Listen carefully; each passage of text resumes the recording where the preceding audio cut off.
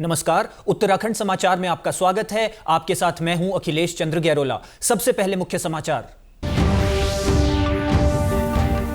राजभवन नैनीताल में 20वें governors cup golf tournament का राज्यपाल गुरमीत सिंह ने किया शुभारंभ। देश के 177 खिलाड़ी ले रहे हिस्सा। मैदान में उतरेंगे 6 साल से 80 साल तक के गोल्फर।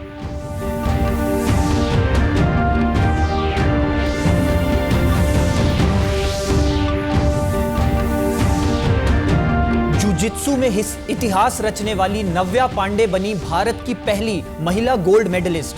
अम्मान में एशियन चैंपियनशिप में भारत को दिलाया स्वर्ण पदक। मुख्यमंत्री पुष्कर सिंह धामी ने दी बधाई।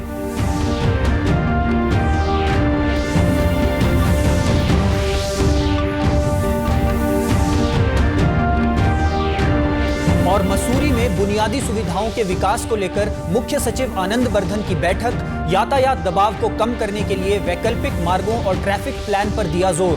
सड़कों के सुधारीकरण के निर्देश। और अब समाचार विस्तार से। राज्यपाल गुरमीत सिंह ने राजभवन नैनीताल में आज से 3 दिवसीय 20वें गवर्नर्स कप गोल्फ टूर्नामेंट का शुभारंभ कर दिया है। गवर्नर्स कप गोल्फ टूर्नामेंट आज 30 मई से 1 जून तक आयोजित होगा। इस प्रतिष्ठित टूर्नामेंट में देश भर के विभिन्न राज्यों से 177 गोल्फ खिलाड़ी शामिल हो रहे हैं। टूर्नामेंट में एशियाई खेलों के गोल्फ स्वर्ण पदक विजेता और अर्जुन पुरस्कार से सम्मानित अमित लूथरा और भारतीय हॉकी टीम के पूर्व कप्तान पद्मश्री से सम्मानित जफर इकबाल भी भाग ले रहे हैं। राजभवन के गोल्फ कैप्टन कर्नल विवेक भट्ट ने बताया कि आज गोल्फ टूर्नामेंट का शुभारंभ हो गया है। उन्होंने बताया कि इस टूर्नामेंट में इस साल 6 साल तक के बच्चों से लेकर 80 वर्ष तक के सुपर वेटरन प्रतियोगिता में हिस्सा ले रहे हैं। प्रतियोगिता में प्रतिभाग करने वालों में सुपर वेटरन कैटेगरी में 75 वर्ष से अधिक आयु के 6, वेटरन कैटेगरी में 65 से 75 वर्ष आयु वर्ग के 32, सामान्य वर्ग के 95, महिला वर्ग की 11 खिलाड़ी और 33 जूनियर गोल्फर्स हैं, जिनमें 19 बालक और 14 बालिका खिलाड़ी हैं। गवर्नर्स कप गोल्फ टूर्नामेंट आज शुरू हुआ है 30 मई को और 1 जून को इसका फाइनल होगा। इस बार 177 खिलाड़ी 7 राज्यों से इसमें प्रतिभाग कर रहे हैं और ख़ास बात यह है कि इसमें 33 बच्चे इस बार आए हैं, जिसमें 14 बालिकाएं भी हैं और 11 महिलाएं गोल्फर हैं जो इसमें भाग ले रही हैं। सबसे बड़ी उम्र के जो खिलाड़ी हैं वो 80 साल के हैं और सबसे छोटा बच्चा जो खेल रहा है इस टूर्नामेंट में वो 6 साल का है। गोल्फ टूर्नामेंट के शुभारंभ के मौके पर राज्यपाल गुरमीत सिंह ने कहा कि बड़ी खुशी की बात है कि इस टूर्नामेंट में 177 खिलाड़ी भाग ले रहे हैं। उन्होंने सभी खिलाड़ियों को शुभकामनाएं दी। उन्होंने बताया कि यहां गोल्फ के जितने भी होल्स हैं और उससे जुड़ी चीजें हैं, उनके नाम राज्य के पर्वतों और नदियों के नाम पर रखे गए हैं।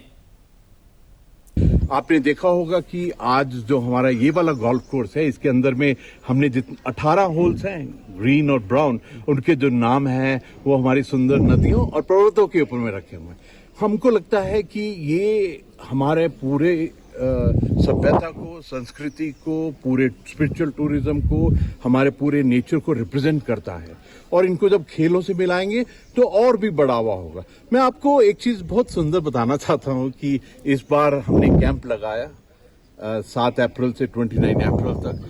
451 स्टूडेंट्स ने उसके अंदर में पार्ट लिया और ज्यादातर उसके अंदर में गवर्नमेंट स्कूल के बच्चे थे।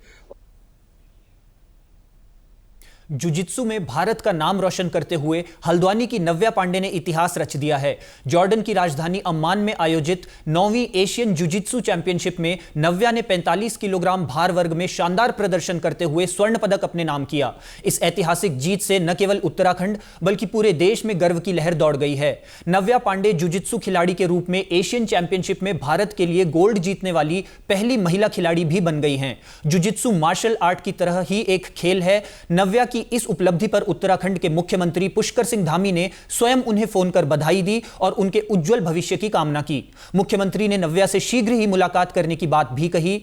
नव्या ने इस अवसर पर उत्तराखंड सरकार द्वारा दी गई नौकरी के लिए मुख्यमंत्री का आभार जताया। नव्या पांडे को पिछले वर्ष खेल कोटे के तहत उत्तराखंड सरकार ने वन विभाग में नौकरी दी थी। बहुत बहुत बधाई, मेरी शुभकामनाएं और बहुत अच्छा आपने जो ये उपलब्धि हासिल की है, इससे केवल देवभूमि उत्तराखंड ही नहीं पूरे देश के लोगों को गर्व है, हम लोगों को, और बहुत खुशी हुई है। मेरी बहुत शुभकामनाएं। जब आप आएंगी तो हम लोग भेंट भी करेंगे और मेरी तरफ से आपके सभी कोचेस को भी, सभी साथियों को, माता पिता को, सबको मेरी बहुत शुभकामनाएं और आपको विशेष रूप से शुभकामनाएं।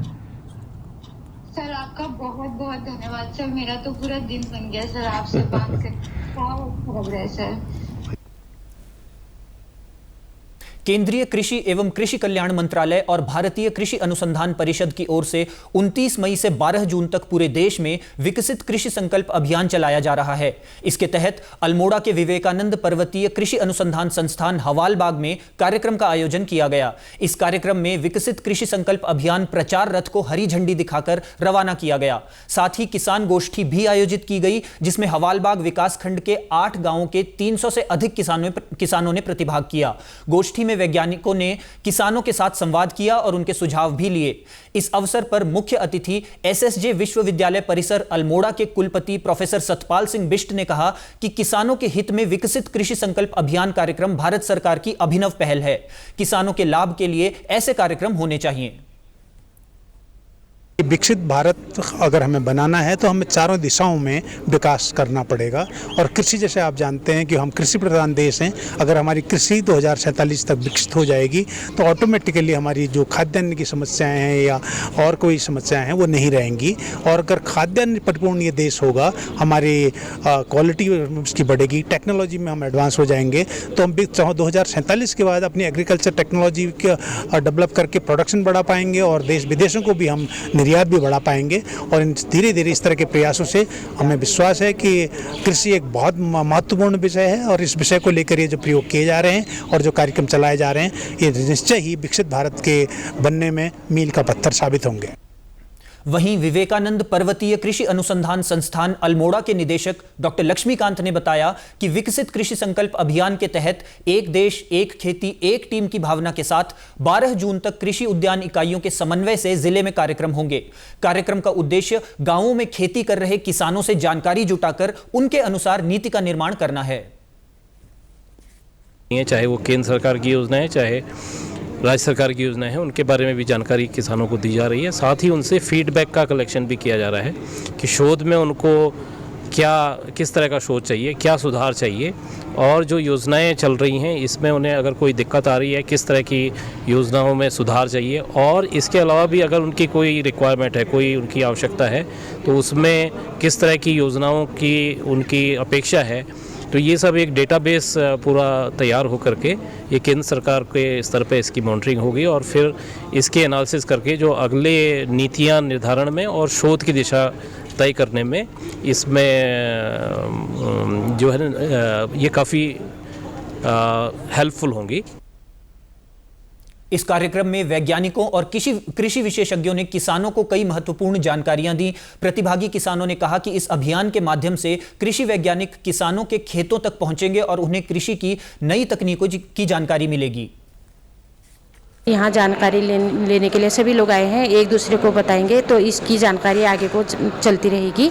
हम लोग चाहते हैं कि जो भी किसान लोग हैं वो सारा लाभ उठाए इस चीज़ का और जो भी काम करे अपना खेती बाड़ी का, और इस चीज़ में जो भी उनको परेशानियाँ होती है, जो भी उन्हें दिक्कतें आती हैं, तो वो साझा करें हम लोगों के साथ, ताकि हम लोग सब उनकी बातें आगे तक पहुँचा सकें।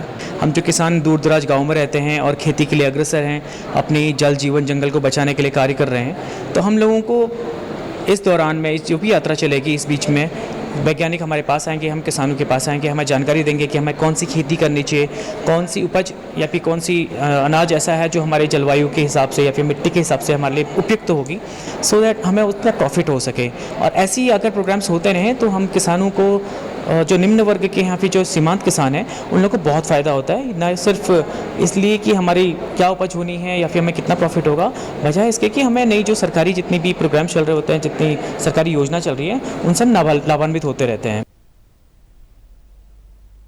मुख्य सचिव आनंद बर्धन ने सचिवालय में मसूरी में आधारभूत संरचनाओं और सुविधाओं में सुधार के संबंध में अधिकारियों के साथ बैठक की। इस दौरान उन्होंने सड़क कनेक्टिविटी, यातायात और नागरिक सुविधाओं के विकास जैसे विभिन्न विषयों पर चर्चा की।